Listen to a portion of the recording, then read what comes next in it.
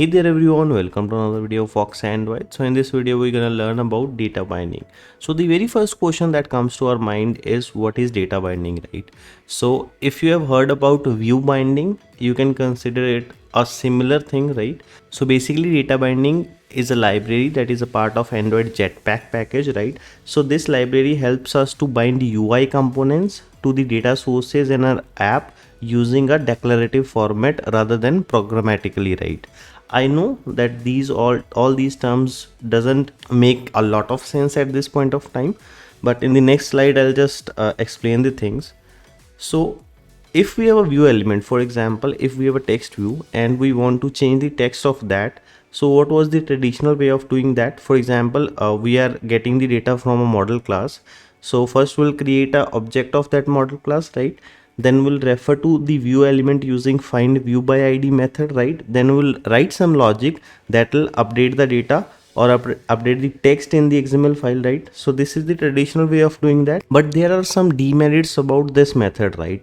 So if you can see here, there is a tight coupling between the view element and the data source, right? So if you want in the future, you want to make some changes in the front end part or the model class, you have to take care of all the logic that has been written, right? You have to cross verify all the things. So just to make it loosely coupled, that means separate of concerns, there should not be a direct relation between the data class, data source and the view elements. So to achieve that, we'll use data binding, right?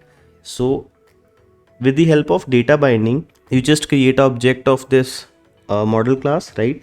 Then in the XML file itself, you will define the source of the data, right? We'll define the variables in the XML file and will define which data needs to be inflated into which text view, right? That means there is a separate of concerns, right? In the main activity Java or Kotlin file, you just fetch the data into the object, right? And in the XML file, it will automatically be updated into the UI elements. So I guess you have got the brief idea about it. Now we'll be doing it practically. We'll learn how to implement these things. So if you want to learn the same and want to implement this thing into your Android application, make sure you watch this video till the end. So without much ado, let's get started.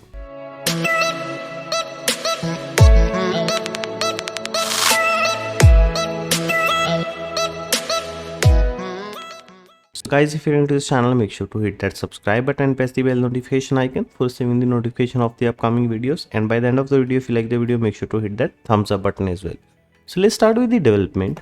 So let's just go to the XML file. So here you can see I've just implemented this normal layout, right? So what does this layout contains? It contains two text views inside a single horizontal linear layout, right? So similarly, we have three linear layouts. So if you want to follow along, I'll put the link for this boilerplate code, right? We'll not be writing this code. I have posted this code on the GitHub. I'll provide the link in the description. You can just clone this project and then you can start along with me, right? So now I assume that you guys have got this project. So first thing we are going to do is to enable data binding. So for that, we'll just go to our app level build.gradle file, and here below this build types, will enable the data binding. So for that, data binding and enabled as true. We'll just sync the project. So it will take some time. So let the sync be completed. Then we'll continue with this. Okay guys, the sync has been completed. It may take a while depending on your internet speed. Now what we are going to do is we are just going to create a data class or the model class, whatever you like to call it. So I'll just go to class, select data class. I'll just name it as user. So okay, we have got the data class. So this particular class will contain three variables, right? So the very first one will be first name only,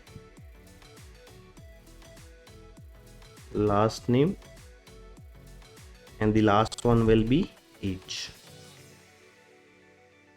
So this is a simple data class, right? That will define the data of our app, right? So after that, we'll just go to our activity. So for example, here we want to implement our data binding. So first of all, we have to convert this particular layout into a data binding compatible layout. So for that, you just click here, right click, show context actions, convert to data binding layout. So here you can see this particular, there are some modifications in this layout. So if you can see, the root element is the layout, and your root layout has been put under this particular tag. And here we have got new tags, that is the data tag. So inside this we'll be declaring our data that needs to be fetched from here, and that should be updated into the UI. So what does this data binding do is it automatically generates some classes that helps us to bind a data from our model class to the XML file. So we do not have to write any code for that. It is automatically generated. We have to just follow some steps and we are good to go. So inside this data tags, we have to define the variables. We can define as many variables as we want. So at this point of time, I'm just going to declare one variable. So you have to type variable. So here we have to define the name of the variable.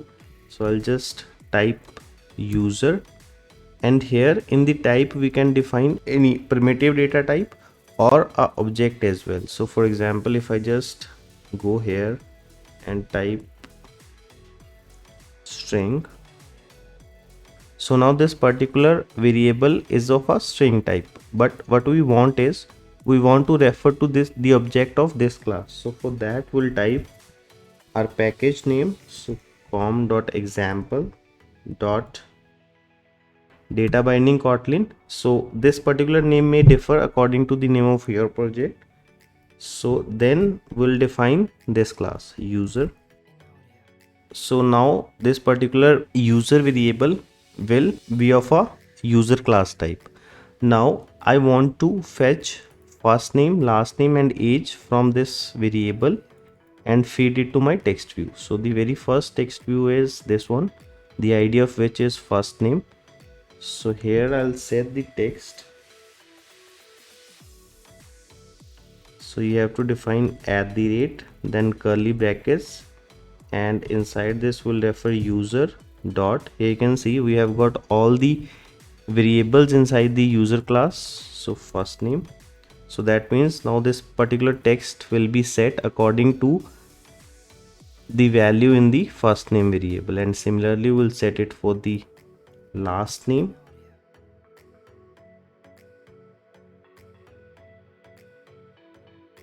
and age as well,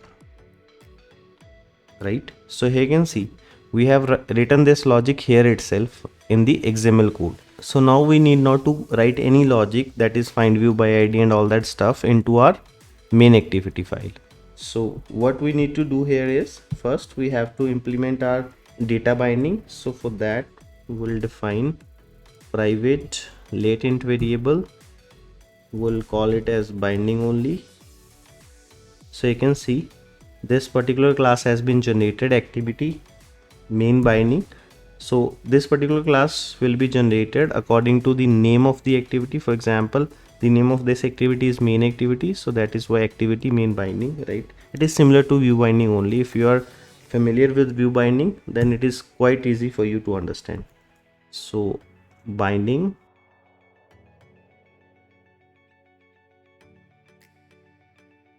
dot set content view.